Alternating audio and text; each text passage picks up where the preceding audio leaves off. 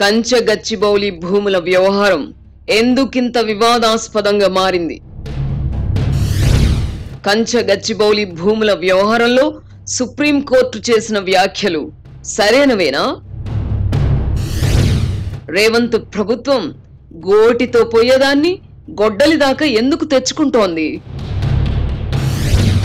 వివాదానికి కేంద్రమైన భూమికి సెంట్రల్ యూనివర్సిటీకి అసలు సంబంధం ఉందా? ప్రభుత్వ ప్రధాన కార్యదర్శిని ఉద్దేశించి సుప్రీం చేసిన వ్యాఖ్యలు వాంఛనీయమా? న్యాయమూర్తుల వ్యక్తిగత వ్యాఖ్యలతో న్యాయ వ్యవస్థ విశ్వసనీయత దెబ్బతిన్నదా? భారతదేశంలో పర్యావరణ చట్టాల ఉల్లంఘన సర్వసాధారణంగా మారడం నిజం కాదా?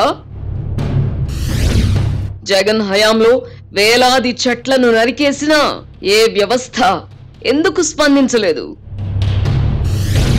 తాజా వివాదానికి కేంద్ర బిందువుగా మారిన 400 ఎకరాల భూమి హక్కుదారు ఎవరు? అభయారణ్యంగా ప్రచారం చేసుకున్న ప్రభుత్వ భూమిలోకి వన్యప్రాణులు ఎలా వచ్చాయి? గచ్చిబౌలి భూ వివాదం అదుపు తప్పడానికి రేవంత్ ప్రభుత్వం దూకుడు వైఖరే కారణమా? అధికారంలో ఒకలా ప్రతిపక్షంలో మరోలా వ్యవహరించడం పార్టీలకు పరిపాటిగా మారిందా? చంద్రబాబు నుంచి చంద్రశేఖర్ రావు దాకా ప్రభుత్వ భూములు అమ్మని సీఎం ఉన్నారా? అమెరికా అధ్యక్షుడు డొనాల్డ్ ట్రంప్ తానొక దేశాధినేతన్న విషయం మర్చిపోయారా?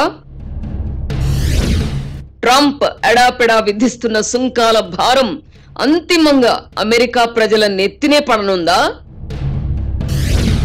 ట్రంప్ తలతిక్క నిర్ణయాలు మరింత ముదిరితే ప్రపంచ దేశాలు చైనా చుట్టూ చేరే అవకాశం ఉందా?